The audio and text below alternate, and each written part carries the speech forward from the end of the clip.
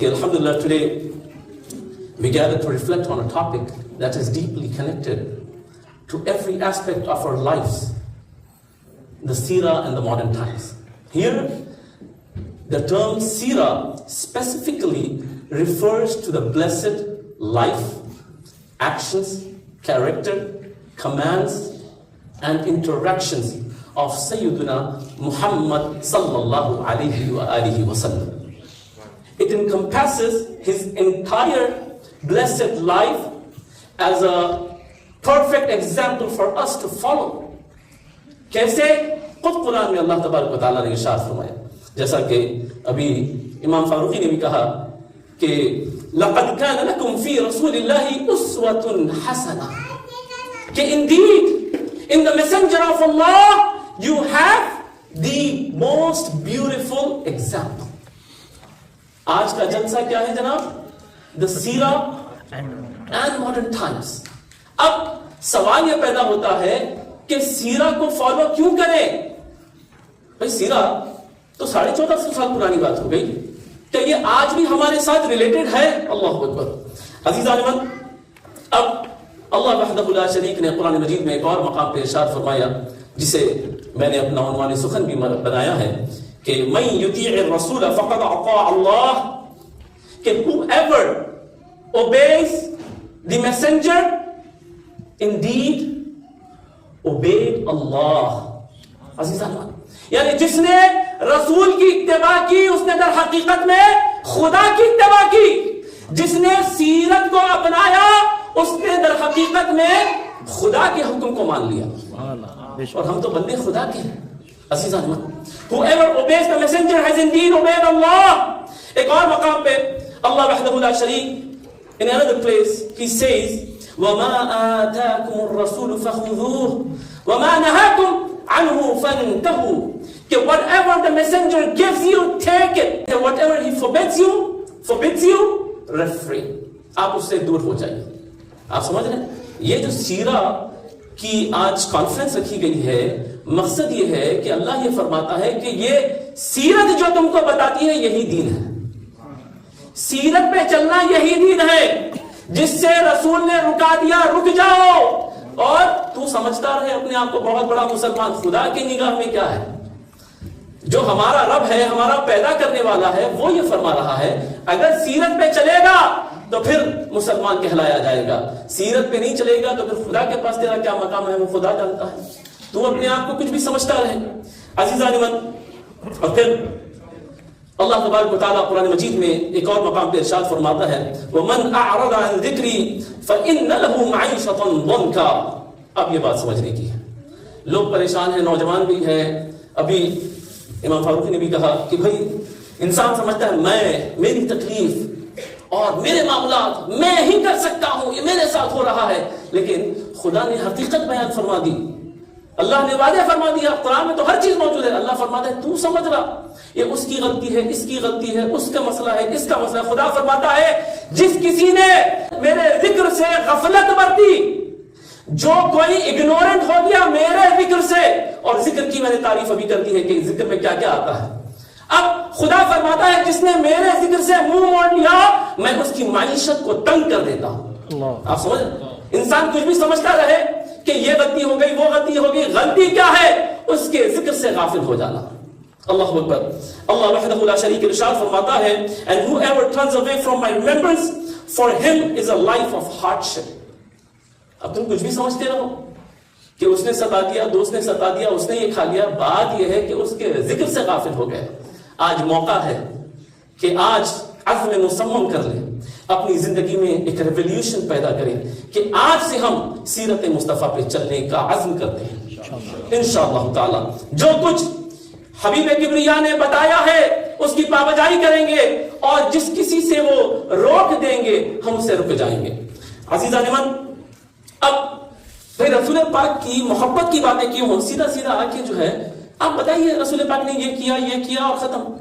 आप जो है रसूल पाक के कमालात, उनके मोजिज़ात, उनकी रिफ़ातें, उनके मकामात, उनकी मोहब्बत की बातें, इश्क़ मुस्तफ़ा की बातें, ये सब क्यों? अल्लाह अकबर, अल्लाह अकबर. अज़ीज़ान, और बड़ी जिम्मेदारी के साथ बात कर रहा हूँ, बड़े वसूख के साथ बात कर रहा हूँ کہ نماز افضل عمل ہے, روزہ افضل عمل ہے, حج افضل عمل ہے, زکات افضل عمل ہے, لیکن ساری کائنات میں اگر کوئی شے سب سے افضل ترین ہے, سب سے افضل ترین عمل ہے, تو وہ اللہ اور اس کے رسول سے محبت کرنا ہے, سبحان اللہ, اور اللہ اور اس کے رسول سے عشق کرنا ہے. یہ کائنات کا افضل ترین عمل ہے. اللہ اکبر. اچھا, قاعدہ کیا ہے؟ قاعدہ یہ ہے کہ جو ذریعہ مقصود ہوتا ہے وہ شامل مقصود ہوتا ہے. سمجھ لیں, مقصود کیا ہے جناب؟ مثال کے طور پہ نماز, نماز ہمارا مقصود ہے. ذریعہ مقصود کیا ہے؟ وضو, پانی نہ ہو تو تیمم. اب کوئی یہ کہے کہ میں مخلص ہوں نماز پڑھنے کے اندر, لیکن وضو مت کرو. وضو کرنے کی کیا ضرورت ہے؟ مقصود کیا نماز, کہہ رہا ہے وضو کرنے کی کیا ضرورت ہے؟ تو اب آپ بتائیے یہ ایماندار ہے کہ کچھ اور ہے؟ اب مقصود کیا ہے؟ خدا کا ذکر. مقصود کیا ہے؟ خدا کی محبت. مقصود کیا ہے؟ عشق مصطفیٰ, حب رسول, غلامی مصطفیٰ. اب میلاد کیا ہے؟ ذریعہ مقصود ہے, یہ پیتھ ہے. اور سیرت مصطفیٰ کانفرنس کیا ہے؟ یہ پیتھ وے ہے آپ کے گول تک لے جانے کے لیے. تو معلوم کیا ہوا, جو ذریعہ مقصود ہوتا ہے وہ در حقیقت میں شامل مقصود ہوتا ہے. اللہ اکبر. یعنی the path to achieve a goal is actually a path to the goal itself. تکبیر, اللہ اکبر, یا رسول اللہ زندہ باد, نعرہ تکبیر, اللہ اکبر, نعرہ رسالت, یا رسول اللہ, نعرہ رسالت, یا رسول اللہ. اب یہ تسلسل ٹوٹنے نہ پائے, یہ جولانی باقی رہنی چاہیے. عزیز المحترم, so we live in a world that is constantly changing. People are more connected than ever before, yet many hearts feel distant, broken, anxious and lost. And in these modern times, we often search for guidance, purpose. لیکن یہاں پہ بات یہ سمجھنے کی ہے کہ جو گائیڈنس کو ہم ڈھونڈ رہے ہیں نا, that guidance is actually found in the blessed life of Sayyidina Rasulullah sallallahu alayhi wa alihi wa sallam. The seerah is not just a story of the past. It is a timeless guide for every generation. It is a blueprint for us, for our present and our future. The Prophet sallallahu alayhi wa sallam taught values that are just as relevant today as they were over 1450 years ago. Compassion, honesty, patience, justice, mercy and respect for humanity. توجہ کر رہے ہیں آپ لوگ یا پھر اپنی زبان پہ آ جاؤں؟ سمجھ میں آ رہی ہے نا؟ گھبرانا کیا ہے, انگریزی سے بات کرتے ہیں انشاءاللہ. The seerah indeed is admirable, but and a means to get closer to our master Sayyidina Rasulullah sallallahu ta'ala alayhi wa sallam.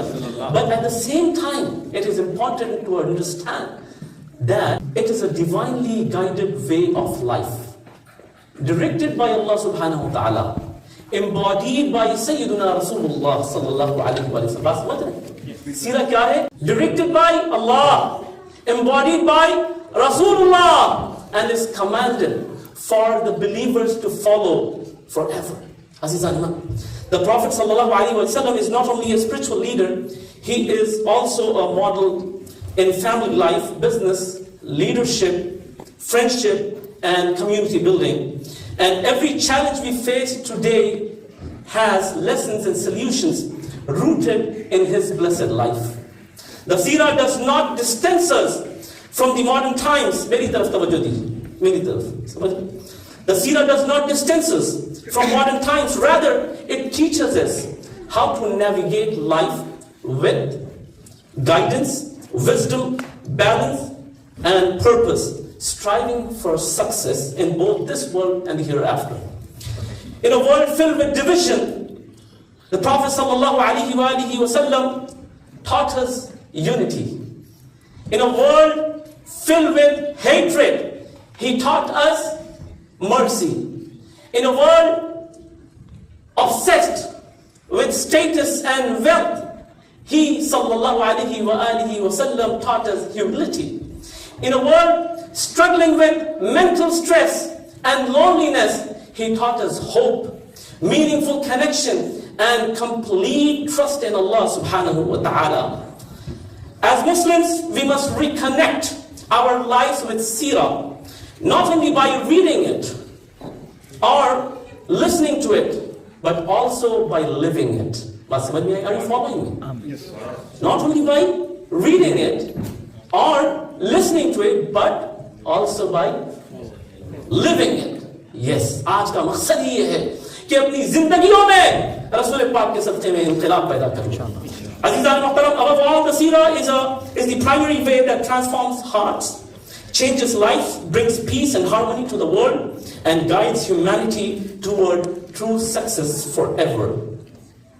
اب میں بات مکمل کرنے لگا ہوں. ایک واقعہ ہے, ایک سٹوری ہے, مجھے ٹھیک ٹھاک لگی آج کے مناسبت سے, تو میں بات مکمل کرتا ہوں اس پہ کہ this is a story of 4 people. اور یہ بات سمجھنے کی ہے کہ آج کل ہو کیا رہا ہے ہمارے پاس. ارے وہ ہے نا, مطلب گھر میں بھی اگر انقلاب پیدا کرنا ہے, مذہبی اور سرکار کی غلامی کو لوگوں کے دلوں میں پیوست کرنا ہے گھروں کے اندر, تو پھر ابو ہے نا, ابو کرنے والے ہیں, بڑے بھائی ہے نا, ارے وہ ہمارے تایا ابو ہیں, وہ ذرا تھوڑے نیک ہے خاندان میں, ان کا کام ہے, وہ آئیں گے تو قرآن پڑھی جائے گی. سمجھ رہے ہیں, وہ جو نیکی کا کام ہے. بھائی صاحب لوگ جو ہیں 50 volunteers میں خالی ہم چاروں کو دیکھ رہے ہیں بھائی, سمجھ, انہوں بھی کرنے والے ہیں نا, انہوں بھی کرنے والے ہیں نا, وہ بھی کرنے, ایسے ہی چلتا ہے. الحمدللہ سبھی 50 کے 50 کرتے ہیں, الحمدللہ, کوئی پریشان نہ ہو. میں کہنا یہ چاہتا ہوں, لیکن ہو بھی جاتا ہے کبھی کبھی. اب so this is a story about 4 people named everybody, somebody, anybody and nobody, and you can relate yourself to this. اگر یہ آپ پہ بھی اس کا اطلاق ہوتا ہے تو. There was an important job to be done and everybody was sure that somebody would do it.